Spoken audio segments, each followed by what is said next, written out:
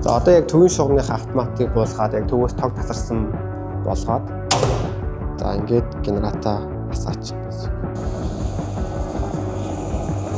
За одоо яг генератор маань асаад бүттэл вольт, ампер болон бүх мэдээллүүд нь одоо энэ дээр ингээд харагдаж байна.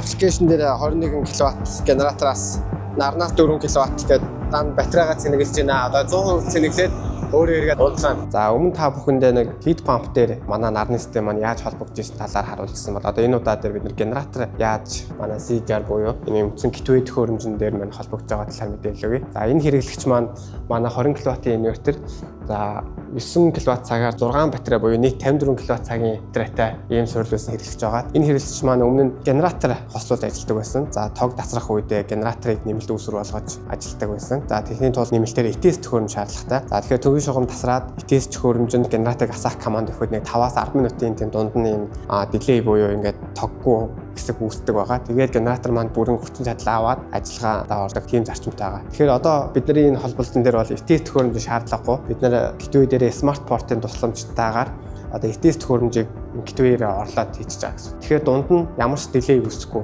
Яг батарейгаараа бүрэн одоо тэр 5-аас 10 минутыг хангалттай бариад тэгээд генератор руу шилжихэд хэрэглэгчдэр ямар ч тог тасал үүсгүйгээр одоо энэ нөхцөлийг хангаж өгч байгаа гэсэн. За мэдээч бас нөгөө генератор дээр бас давуу талтай. За генератор маань огцом өндөр хааз буюу эсвэл хүчлээс нь хэд доогуур хэрэглээ байх үе өөрийнх нь бас илэгдэл хорогдол гэж үсэж идэг. Тэгэхээр бид нар аппликейшн дээрээс бас генераторын тэр хүчин чадлыг бас тааруулж өгөх боломжтой гэсэн. Заавал 100% ажиллуулах биш. Эсвэл нэг багахан хэрэглээ өгөөд генераторыг бүрэн ажиллуулах биш. Тогтсон хэрэглээнд нь таарсан одоо хаазаар гэх юм уу одоо генератор чинь мотор л гэсэн үг. Тэгэхээр тэр хаазанд нь тааруулж хэрэглээг нь бол гаргаж өгөх боломжтой байгаа.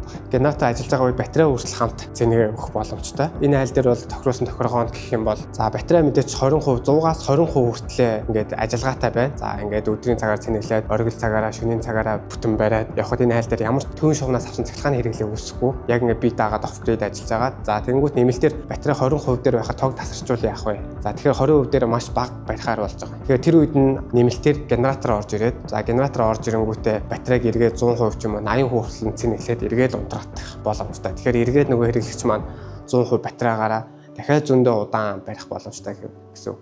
Тэгэхээр яг манай энэ системийн хувьд бол генератортай бүрэн интеграц хийж ажиллах боломжтой. Тэгэхээр хөдөө орон нутаг болон уул уурхай бүс ч юм уу тийм офгрид газар бол аюул сайн интеграцлаж уялдаж ажиллах боломжтой байгаа. Ялангуяа нөө төвийн шугамгүй газрууд одоо дан генератор ажилладаг хүмүүс төр бол илүү сайн ажиллана гэсэн үг. За энэ манай нөө CGR ГТВ байгаа. За энэ дээр манай нэг смарт порт өмнөх бичлэгэндээ бид нөө heat pump холбож heat pump-ийнхаа удирдлагыг харж ирсэн бол одоо энэ удаагийнхаа бид нар генераторын талаар танилцуулъя. За смарт порт нэр генераторынхаа үндсэн тэжээлийг өгнө. За энэ грид дээр үндсэн төвийн шугам өгнө. Тэгэхээр манай энэ самбар маань ETS-ийн үргийг ер нь бол давхар гүйцэтгээд явах чадaltaй гэсэн үг. За мэдээж давхар эндээс ирлээ гаралтаар генераторыг бид нар асааж унтрах команд өгнө гэсэн. Генератор өөрөө шууд аслал бол тэжээлээ гаргана гэсэн үг биш байгаад байгаа. Асаад эргээд хүчлээ гаргахын тулд өөрөө хэвийн хаазан дээр очиод тогтворчлоо бас нэхлэх хэсэг 5-10 минут болдог. Тэр хугацаанд л бид нар гол үүргийг батарейгаараа бариад тэгээд генератор руу шилжүүлэх гол зорилготой байгаа. Одоо аппликейшн дээр бол за энэ хэрэглэгчийн маань ингээд генератор гэдэг юу н ороод ирж байгаа. За өмнөдөө нөө heat pump гэдэг юу н орж ирж байсан бол одоо энэ дээр одоо генератор гэх хэсэг нь орж ирнэ. За энэ дээр бүх хүчтэл вольт ассан үедээ хүчтэл бүл бүх вольт ампер гэдэг үзүүлэлтүүдэд заачна гэсэн. За нийт генератораас авсан киловатт зэрэг ингээд бүх үзүүлэлтэд харуулчих болно. За мэдээж тохиргоон дээр за генераторын чадлаа хэдэн хувиар ажилуулах, хамгийн бага хувь дээр хэд дээр асах, за эргээд батарейгаа хэд хүртэл цэнэглэх, хэдээс хэдэн вольт хүртэл гаргах.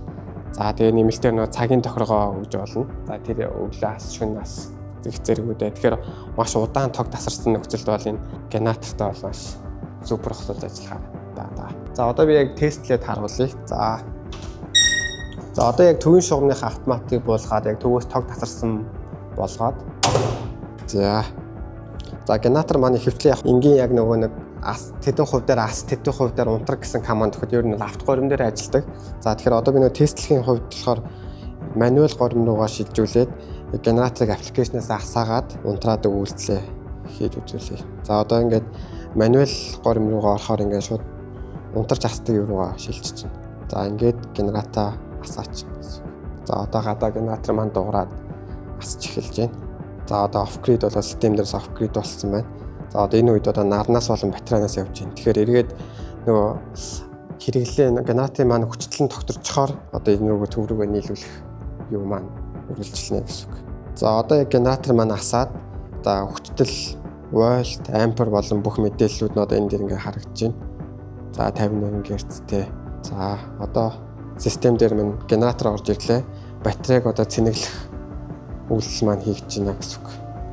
За нарнаас болохоор давхар бид нэр батарейг цэнэглэж байна. Генератороос давхар хэрэглээ болон батарейг цэнэглэж байна гэдэг. Энэ үйлдэлүүд нь одоо батарейтайгаа генератор нь хослоод ажиллаж байгаа гэсэн юм түүн шугамын шаардлагагүйгээр гарч харъя.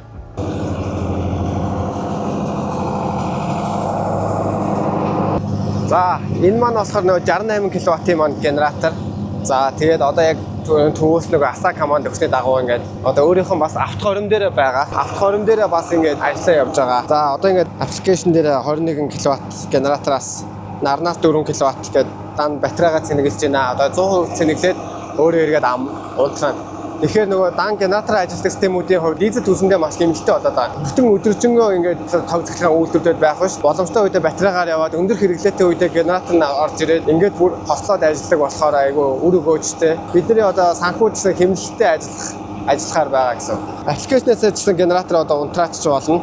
За унтраах үйлс маань ч гэсэн хэрэглэн дээр өгжсэн тогоо шууд салгаа шилжүүлдэг болохоор энэ нь бас генератор маань өөрөө энийг бас хэсэг хугацааны дараа энэ үйлсээ хийдэг байгаа.